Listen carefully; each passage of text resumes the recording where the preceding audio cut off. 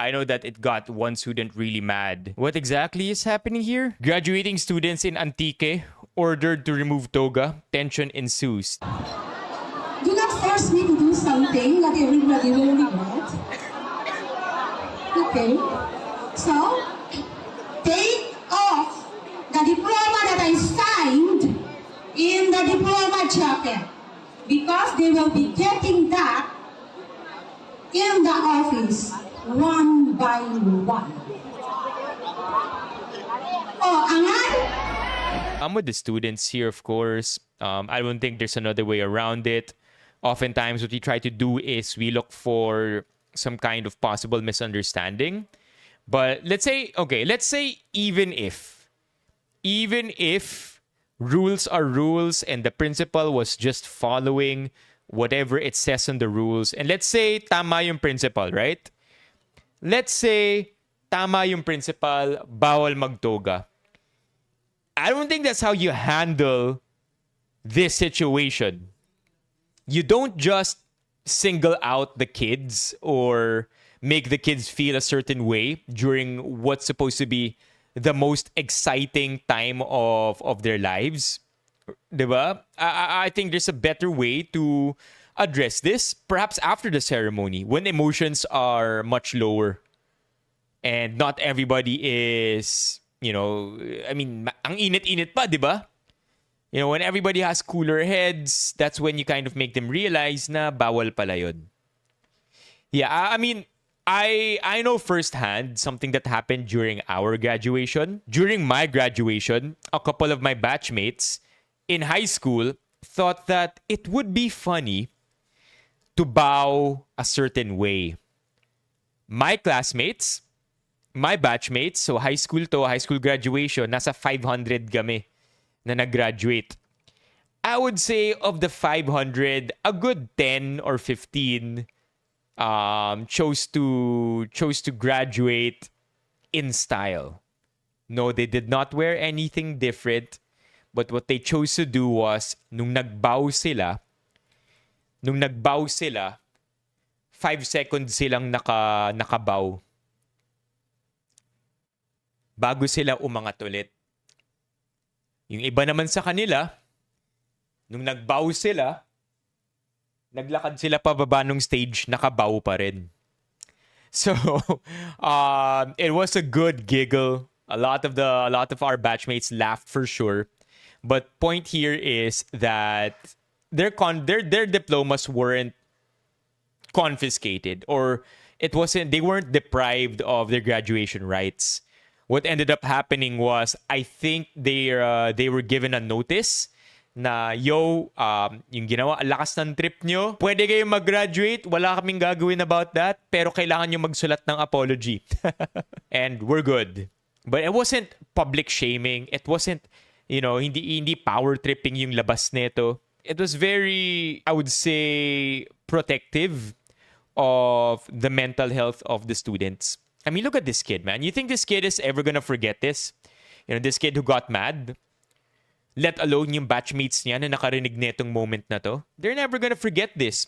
And they're kids, yo. They're all below 18.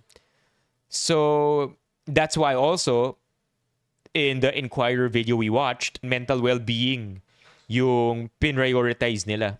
Because kids aren't supposed to feel this way during their graduation. Let them realize their mistake, but not in the way that the principal did. I think also the days of militaristic approaches or authoritarian approach in education, long gone na yan. With the advent of TikTok and how we all prioritize mental health, I think authoritarianism in education is gone.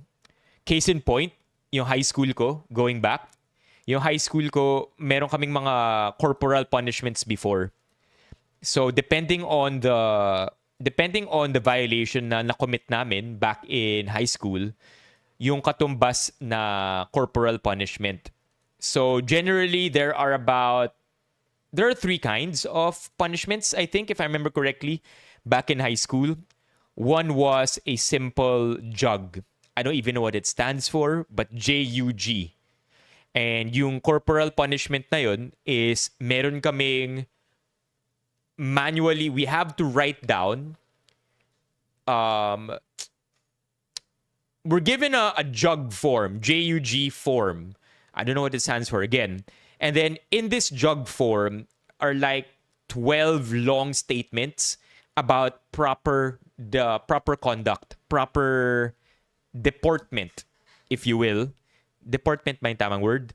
And we have to copy it manually and fill up a size 1 piece of paper back to back by copying the jug form at least twice, if I'm not mistaken.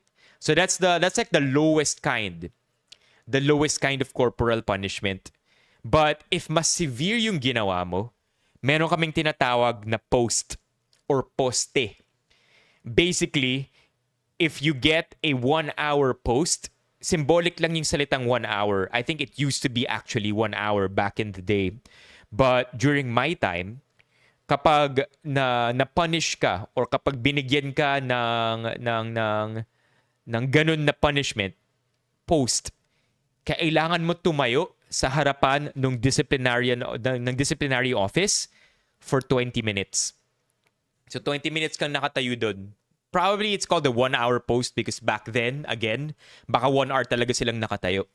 So jog, where you have to write something, post, where you have to stand and do nothing. They're literally boxes of where students should stand during their post.